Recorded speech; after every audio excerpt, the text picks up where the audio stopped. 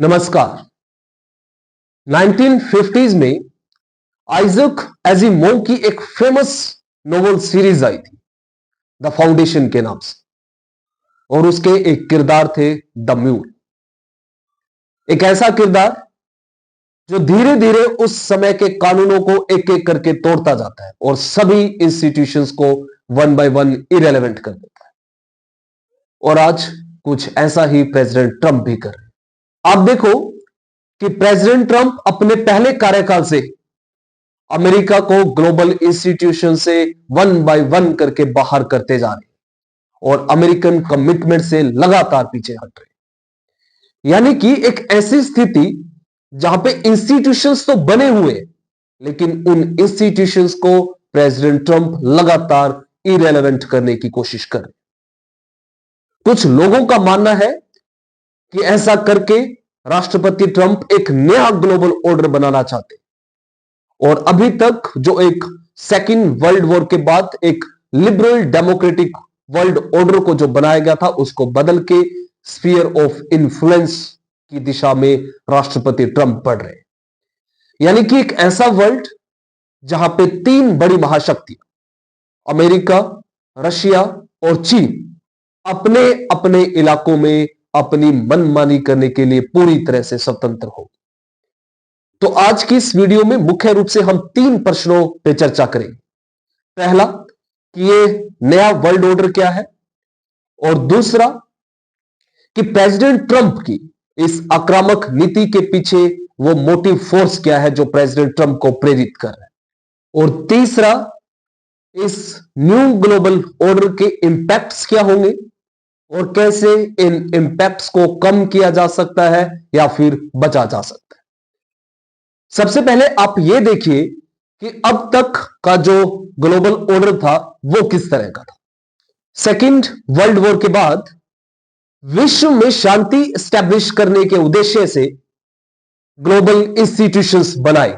अब देखो उस समय पे यूनाइटेड नेशन बना, जिसका काम था कि एक ऐसा मंच प्रोवाइड करवाया जाए जहां पे जो डिफरेंट कंट्रीज के आपसी कॉन्फ्लिक्ट्स हैं उनको वहीं पे ही रिजोल्व कर दिया जाए। यानी कि इन इंस्टीट्यूशंस के माध्यम से पूरे वर्ल्ड में पीस एस्टेब्लिश करना, ह्यूमन राइट्स को प्रोटेक्ट करना और डेमोक्रेसी को प्रमोट करना एक उद्देश्य या फिर लक्ष्य रखा गया। लेकिन इन इंस्टीट्यूशन के अगर आप स्ट्रक्चर को देखोगे तो इन इंस्टीट्यूशन में जो कंट्रोल था वो अमेरिका का या फिर वेस्टर्न वर्ल्ड का था। और आज भी हम यही देखते हैं कि जब अमेरिका इन इंस्टीट्यूशन से बाहर हो रहा है तो कैसे एक एक करके ताश के पत्तों की तरह ये इंस्टीट्यूशंस लगातार लड़खड़ाते जा रहे हैं। 1945 के बाद अमेरिका ने इन इंस्टीट्यूशंस के जरिए दूसरे देशों में लोकतंत्र को एस्टैब्लिश करने के नाम पे, मानवाधिकारों को प्रोटेक्ट करने के नाम पे दूसरे देशों में इंटरफेरेंस किया, और यह हस्तक्षेप 1991 के यूएसएसआर के डिसइंटीग्रेशन के बाद और भी बढ़ गया। आप देखो उस दौर में अमेरिका ने अपने आप को उन व्यर्थ के युद्धों में उलझाया जो युद्ध कभी समाप्त होने वाले ही नहीं थे। फॉर एग्जाम्पल, अमेरिका ने अपने आप को इराक में धकेला, अमेरिका ने अपने आप को मिडिल ईस्ट के बाकी देशों में धकेला, अमेरिका ने अफगानिस्तान में खुद को धकेला। तो आप देखोगे पिछले 20-30 सालों के अंदर अमेरिका के लोगों के अंदर इस तरह की एक मानसिकता बन गई है कि हां कि प्रेसिडेंट या फिर जो पूरा एडमिनिस्ट्रेशन है अमेरिका का, वो खुद को दूसरे देशों के व्यर्थ के युद्धों में उलझाता है और घरेलू जो समस्याएं हैं उन पे कहीं ना कहीं उनको इग्नोर करता है। और इसी के चलते अमेरिका के जो लोग हैं उनमें इस बात को लेकर गुस्सा बढ़ता गया कि व्यर्थ के युद्धों में अमेरिका दूसरे देशों के अंदर जाके अपनी एनर्जी और अपने जो रिसोर्सेज है, इकोनॉमिक रिसोर्सेज है, उनको खत्म कर रहा है, उनको डिस्ट्रॉय कर रहा है। और इसी का फायदा उठाया 2016 में जब राष्ट्रपति के इलेक्शन होते हैं प्रेसिडेंट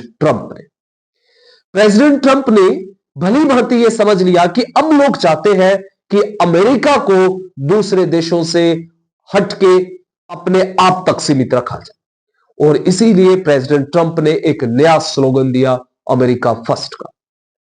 और अमेरिका की जो फॉरेन पॉलिसी है उसको इस तरह से रखा कि जो बाहर की जो समस्याएं हैं उससे अमेरिका को दूर रखा जाए। और यही वो टाइम था प्रेसिडेंट ट्रंप का पहला कार्यकाल जहां पे अमेरिका ने पहली बार नाटो से अलग होने की बात भी कही थी। आप देखो, डोनाल्ड ट्रंप ने उस समय पे इकोनॉमिक नेशनलिज्म के मुद्दे को उठाया, उस समय पे यूनिलैटरलिज्म की पॉलिसीज को फॉलो किया। लेकिन ट्रंप के पहले कार्यकाल में अमेरिका की डीप स्टेट यानी कि अमेरिका की ब्यूरोक्रेसी, ट्रंप के अपोजिशन लीडर्स के इंटरफेरेंस के चलते ट्रंप का जो ये एजेंडा था उसको पूरी तरह से इंप्लीमेंट नहीं हो पाया। कहने का अर्थ क्या है कि भले ही प्रेसिडेंट ट्रंप ने अपने पहले कार्यकाल में अपने एजेंडा को इंप्लीमेंट करने की पूरी कोशिश की हो, बावजूद इसके ग्लोबल इंस्टीट्यूशन जैसे कि WTO, UN अपना काम करता रहा, फ्री ट्रेड सिस्टम चलता रहा, अमेरिका के जो अपने अलाइज हैं उनके साथ जो रिश्ते हैं वो मेंटेन रहे। भले ही नाटो पे अटैक किए गए लेकिन नाटो पूरी तरह से अपना काम करता रहा। लेकिन ट्रंप के दूसरे कार्यकाल में जो स्थिति है वो एकदम अलग है।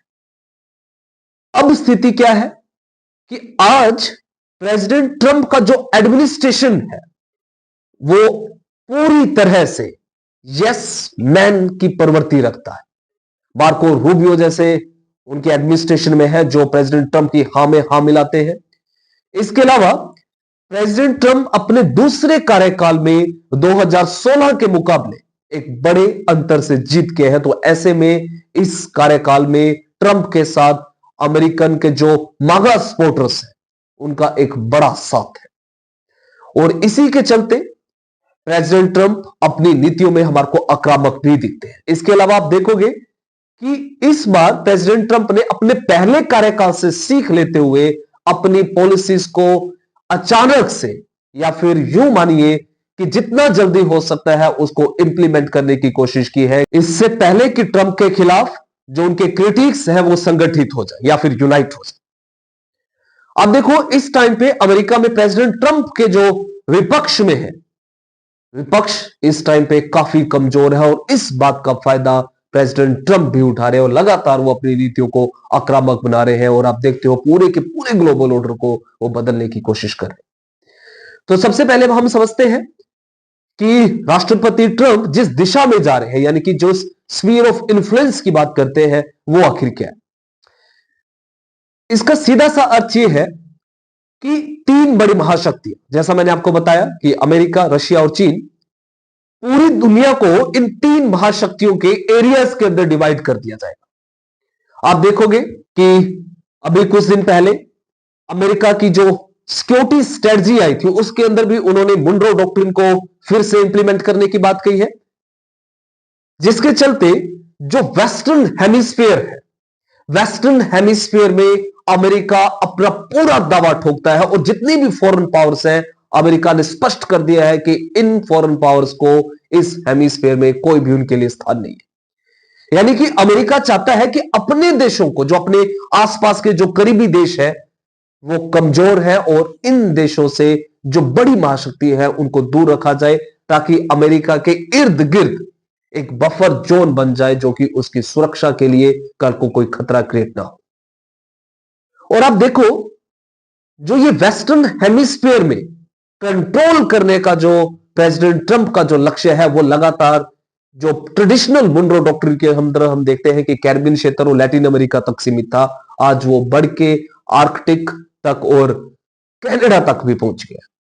आप देखो, अभी प्रेसिडेंट ट्रंप ने कनाडा पे लगातार अटैक किए, कनाडा को 51st स्टेट भी अमेरिका को घोषित कर दिया और ग्रीनलैंड को लेके आप देखते हो कि किस तरह से यूरोप और अमेरिका के बीच में जो विभाजन क्रिएट हो रहा है वो सभी जानते हैं। तो कहने का अर्थ क्या है कि अमेरिका इस फियर ऑफ इन्फ्लुएंस के चलते वेस्टर्न हेमिस्फीयर पे पूरी तरह से अमेरिका का दावा ठोकता है। इसके अलावा अमेरिका दूसरे बाकी देशों से, दूसरे बाकी टेरिटरीज, बाकी रीजन से अमेरिका लगातार पीछे हट रहा है और इसकी शुरुआत कहां से होती है? यूरोप से। ट्रंप ने अपने पहले कार्यकाल में भी नाटो से निकलने की धमकी दी थी और आज नाटो बिल्कुल टूटने की कगार पे है। यानी कि प्रेसिडेंट ट्रंप के लिए नाटो अमेरिका के लिए एक बड़ी लाइबिलिटी है, जिससे अमेरिका को कुछ भी रिटर्न में नहीं हासिल होता। और इसीलिए आज प्रेसिडेंट ट्रंप यूरोप की समस्या को यूरोप की मानते हैं, ना कि अमेरिका की। और इसका एक अच्छा उदाहरण हमारे को देखने को मिलता है रशिया और यूक्रेन के मामले में। आप देखो कि जब से प्रेसिडेंट ट्रंप कार्यकाल में आए हैं, उन्होंने यूक्रेन को अमेरिका से मिलने वाली मदद को लगातार कम किया है। और इसके अलावा यूक्रेन का पूर्वी हिस्सा, जिसके 20% हिस्से पे आज रशिया का कंट्रोल है, प्रेसिडेंट ट्रंप उस हिस्से पे रशिया के कंट्रोल को ही मान्यता देते हैं। यानी कि प्रेसिडेंट ट्रंप ताकत को वैल्यू दे रहे हैं, यानी कि जो ताकतवर देश है उन देशों को अपने एरिया में, अपने क्षेत्र में कुछ भी करने की इजाजत है। तो कहने का अर्थ क्या है कि प्रेसिडेंट ट्रंप के लिए नैतिकता नहीं बल्कि ताकत ही मायने रखती है। और इसीलिए आप देखोगे कि राष्ट्रपति ट्रंप पुतिन और शी जिनपिंग के साथ लगातार अपने जो संबंध है उसको इंप्रूव करने की कोशिश कर रहे हैं। और यहां तक कि उन्होंने एक ट्राइलेटरल मीटिंग की भी एक पेशकश की है, जिसके अंदर राष्ट्रपति ट्रंप, पुतिन और शी जिनपिंग होंगे। लेकिन एक बड़ा सवाल यह है कि अगर प्रेसिडेंट ट्रंप इस पूरे रीजन के अंदर, यूरोप वाले इस रीजन के अंदर रशिया के स्फीयर ऑफ इन्फ्लुएंस की बात को मानते हैं, तो आखिर रशिया का स्फीयर ऑफ इन्फ्लुएंस किस हद तक हमारे को दिखता है? क्या इस स्फीयर ऑफ इन्फ्लुएंस में जो यूरोप के जो पूर्वी देश है, जो नाटो के पूर्वी देश है, जैसे कि पोलैंड या फिर बाल्टिक जो कंट्रीज है, क्या वो भी रशिया के रीजन ऑफ इन्फ्लुएंस के अंदर कंसिडर होंगे? और यही आज एक सबसे बड़ी जो संकट का जो विषय है वो यही है, क्योंकि आप देखो कि रशिया इन बाल्टिक देशों के अंदर भी अपना रशियन कंट्रोल बढ़ाने की कोशिश कर रहा है, जिसको लेके पूरा के पूरा यूरोप चिंतित है। इसके अलावा प्रेसिडेंट ट्रंप मिडिल ईस्ट और अफ्रीका से भी अमेरिका को पीछे खींच रहे हैं। आप देखोगे कि इस मिडिल ईस्ट की जिम्मेवारी अमेरिका इजराइल को सौंपना चाहता है। और अमेरिका ये भली भांति जानता है कि इस पूरे रीजन के अंदर अगर इजराइल को कोई चुनौती दे सकता है तो वो है सिर्फ ईरान। और इसीलिए प्रेसिडेंट ट्रंप इजराइल के साथ मिलकर ईरान को तोड़ने और उसको कमजोर करने की लगातार कोशिश कर रहे हैं। आप देखो अफ्रीका से भी, जैसे मैंने आपको बताया, प्रेसिडेंट ट्रंप बाहर निकलने की कोशिश कर रहे हैं। अभी कुछ दिन पहले प्रेसिडेंट ट्रंप ने अफ्रीका के जो देशों को जो मानवीय सहायता मिलती थी अमेरिका की तरफ से, यूएस एड, उसको पूरी तरह से अमेरिका ने रोक दिया है। इसके अलावा साउथ अफ्रीका पे भी प्रेसिडेंट ट्रंप ने नस्लवाद के आरोप लगा के साउथ अफ्रीका को टारगेट किया। तो कहने का अर्थ क्या है कि अमेरिका इन सभी रीजन से अपने आप को पीछे खींच के एक क्लासिकल रियलिज्म की ओर बढ़ रहा है। अब हम आते हैं आज के प्रमुख सवाल पे, वो ये कि इस नए ग्लोबल ऑर्डर के जो रेमिफिकेशन है, जो इंपैक्ट्स है, वो क्या होंगे। तो जैसे सबसे पहले मैंने आपको बताया कि अभी तक का जो लिबरल ग्लोबल ऑर्डर था वो लाइफ सपोर्ट पे है। हालांकि इसको अभी मृत घोषित करना तो शायद जल्दबाजी होगी, क्योंकि इसको बचाने की जो कोशिश है वो यूरोप और नाटो पूरी कोशिश करेंगे कि इसको किसी भी तरह से इस व्यवस्था को बचाया जा सके। लेकिन इन देशों की 2028 के जो अमेरिका में होने वाले प्रेसिडेंट इलेक्शन है उन पे पूरी नजर हो। वो चाहते हैं, यानी कि ये देश उम्मीद करते हैं कि 2028 के अंदर एक ऐसे प्रेसिडेंट अमेरिका को मिले जो ट्रंप की जो ये ग्लोबल ऑर्डर है, जो बिगाड़ी हुई व्यवस्था है, उसको फिर से सुधार करके उसको उसी व्यवस्था पे ला सके जो अभी तक चल रही थी।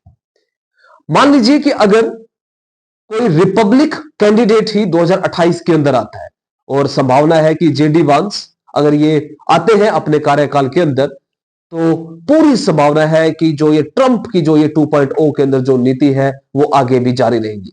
लेकिन अगर कोई डेमोक्रेट प्रेसिडेंट बनता है 2028 के अमेरिकन इलेक्शंस के अंदर, हालांकि अभी तक जो अपोजिशन है डेमोक्रेट की तरफ से कोई एक प्रमुख चेहरा अभी तक सामने नहीं आया है, तो अगर कोई डेमोक्रेट प्रेसिडेंट बनता है तो ये पूरी तरह से क्लियर है कि वो ट्रंप की इस नीति को अवश्य ही बदलेगा। दूसरा, आप ये देखो, दूसरी जो इसका बड़ा प्रभाव होगा वो ये कि अब जो ये देश जो पहले किसी तरह से अमेरिका की सिक्योरिटी गारंटी पर निर्भर थे, अब वो इस बात को समझ चुके हैं कि कहीं ना कहीं उनको अपनी सुरक्षा की जिम्मेवारी खुद ही लेनी होगी। और सबसे पहले आपने देखा होगा कि नाटो भी इसी दिशा में बढ़ रहा है। अभी नाटो ने अपने जो डिफेंस एक्सपेंडिचर है 5% बढ़ाने तक का उसका निर्णय लिया है। इसके अलावा जो जापान और साउथ कोरिया है वो भी अब अमेरिका की घटती सिक्योरिटी गारंटी के चलते चिंतित है और अपनी रक्षा की जिम्मेवारी को बढ़ाने के लिए वो अब न्यूक्लियर प्रोग्राम को भी कंसीडर कर रहे हैं। साउथ कोरिया के अंदर 70% से जो ज्यादा लोग, 70% से ज्यादा लोग मानते हैं कि साउथ कोरिया को एक न्यूक्लियर प्रोग्राम की ओर बढ़ना चाहिए। तो अगर ऐसी व्यवस्था चलती है तो संभावना है कि इस नए ग्लोबल ऑर्डर के अंदर जो नॉन प्रोलिफरेशन ट्रीटी है वो एकदम से इरेलेवेंट हो जाएगी। तीसरा, आप देखो, यूरोप के अंदर एकमात्र फ्रांस ही ऐसा देश है जिसके पास न्यूक्लियर वेपन्स है। तो अगर अमेरिका की सिक्योरिटी अम्ब्रेला यूरोप से हटता है तो संभव है कि फ्रांस जो यूरोप की सिक्योरिटी अम्ब्रेला की जो जिम्मेवारी है वो ले। लेकिन अगर हम कंपेयर करें अमेरिका और फ्रांस को तो आप देखोगे कि फ्रांस के पास सिर्फ 300 जो न्यूक्लियर वेपन्स है, इसके अलावा जो अमेरिका का जो बेड़ा है उसके अंदर 5000 से ज्यादा न्यूक्लियर वेपन्स है, यानी कि फ्रांस और अमेरिका के बीच में बड़ा अंतर है। तो वो अब ये मान के चलिए कि फ्रांस अकेले यूरोप की सुरक्षा की जो जिम्मेवारी है वो नहीं संभाल सकता। इसी के चलते आप देखोगे कि यूरोप के अंदर जर्मनी ने भी एक विचार किया है कि वो भी अपने न्यूक्लियर प्रोग्राम को स्टार्ट करे।